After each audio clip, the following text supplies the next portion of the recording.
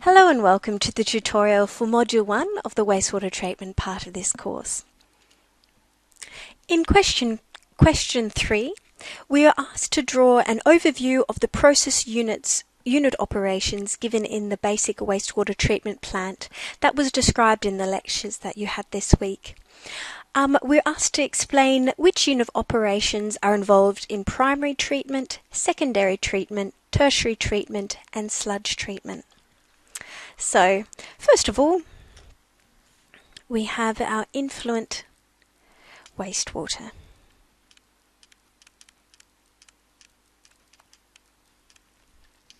And the first unit operation that it normally goes through is a screen. And this screen is there to remove the large solids such as twigs or tennis balls or whatever else is in your influent wastewater. And so from that you have a waste stream which is called screenings.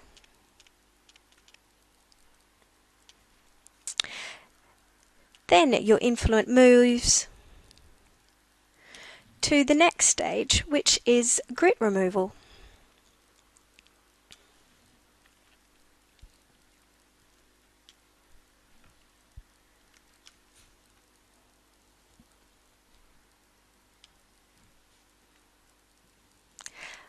Please forgive my drawings, I was not an artist, that's for sure. So we have grit removal,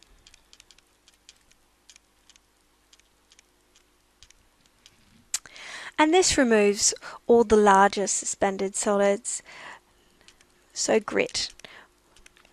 So things like sand that has a diameter of about 1 millimeter or so.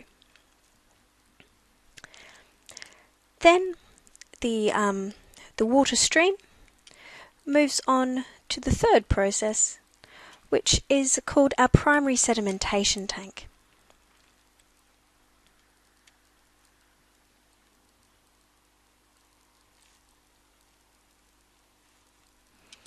So primary settling.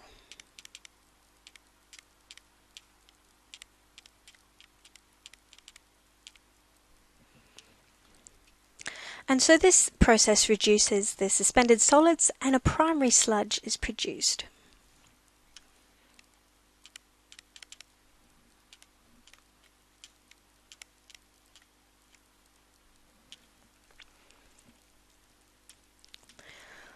The water stream, therefore, then moves on to what is known as the biological process, which normally firstly consists of a tank,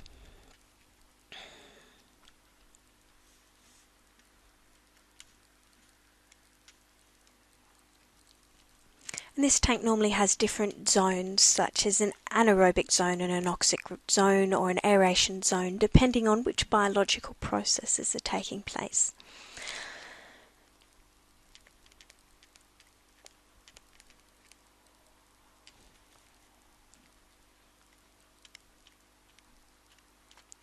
And it is in this treatment process that our organics are removed and our nutrients are normally removed as well.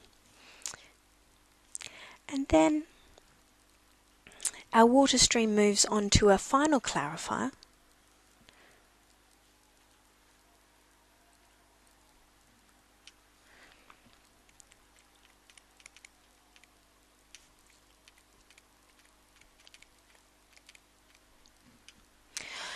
and this final clarifier also produces a sludge, and this is called secondary sludge.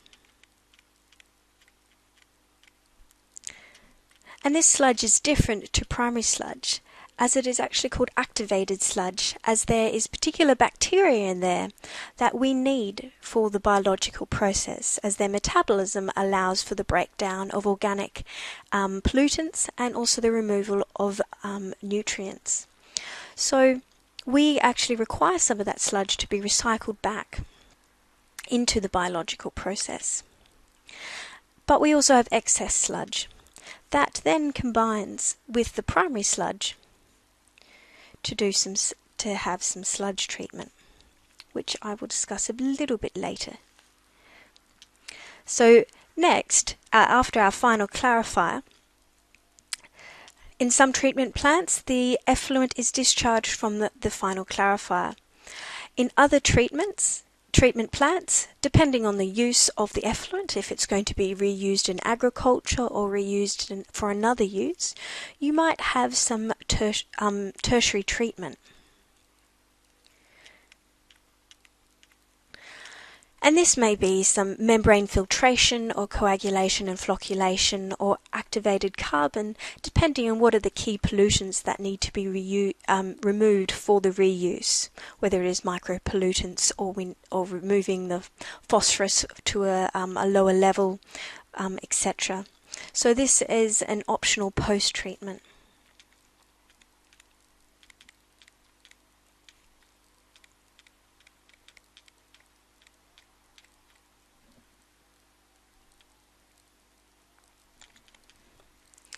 And from there, we have our effluent, which is then discharged into surface water or reused in agriculture or reused in another way, depending on which wastewater plant we're talking about.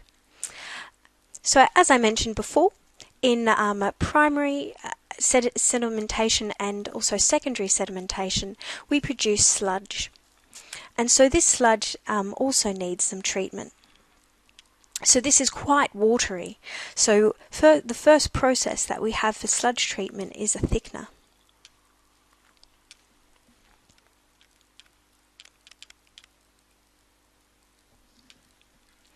And the water derived from this thickening process is recycled back to the influent of the wastewater. So this is the dewatered, and then the sludge produced goes on further to be digested so it can be stabilized.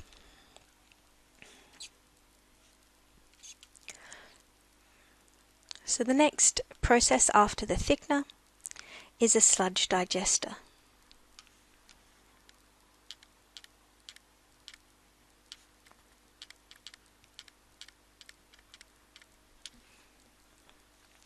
And this is normally an anaerobic process, and hence biogas is produced in this digestion stage. Following stabilization, we then digestion, it goes on to be further dewatered, as it still is quite watery and you want to minimize the volume that you're having to transport. So we have a dewatering process.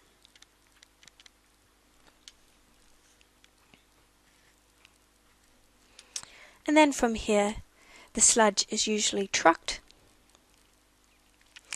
either to landfill, incineration, or is reused in agriculture, depending on the location.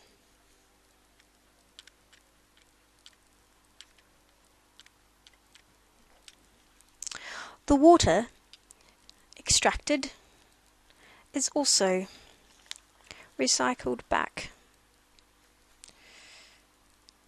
to the influent wastewater and then goes through the wastewater treatment process again. So we're asked to look at, firstly, which unit operations belong to different sections of the treatment. So we have firstly primary treatment.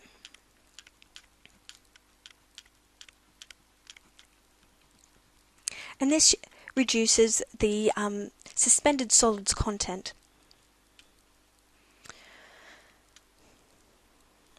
So primary treatment consists of our screen, our grit removal, and our primary sedimentation tank.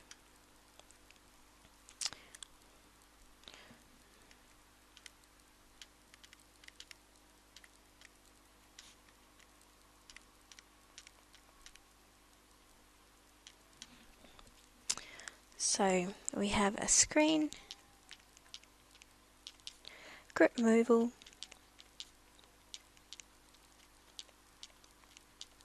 and primary sedimentation.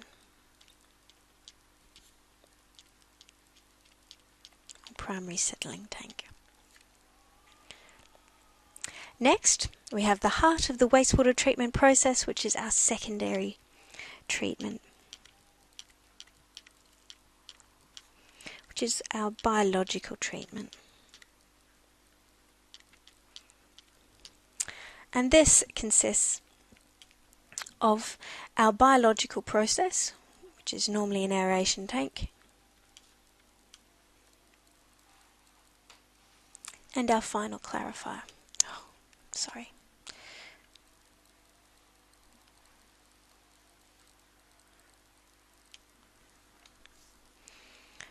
So, a biological tank, which can have an anaerobic and anoxic components, as well as our final clarifier.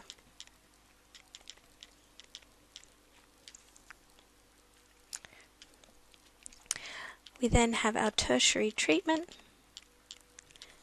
If the effluent is required to meet more stringent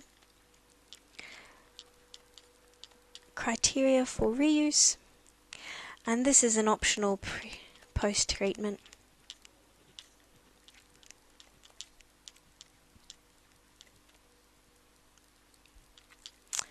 And so, yes, it depends on the post-use of the effluent and can be something like a membrane filtration or an activated carbon filtration. And then, lastly, we have,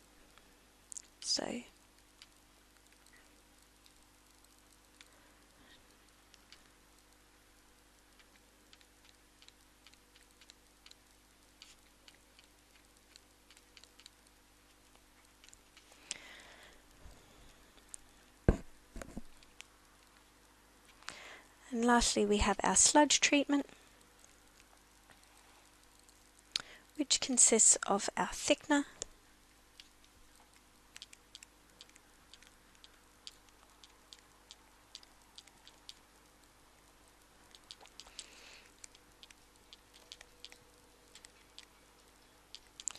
a sludge digester,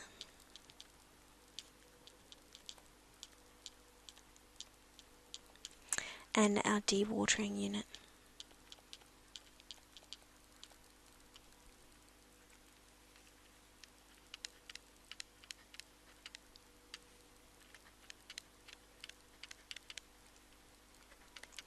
So here's a basic overview of the wastewater treatment plant. We have primary treatment consisting of a screen, grit removal, primary settling. Then we have secondary treatment, which is a biological process followed by the final clarifier. And then, depending on the post-use of the effluent, we might have some tertiary treatment. And then we have sludge produced from the primary and secondary sedimentation going into sludge treatment, which consists of a thickener, a sludge digester, and a dewatering unit.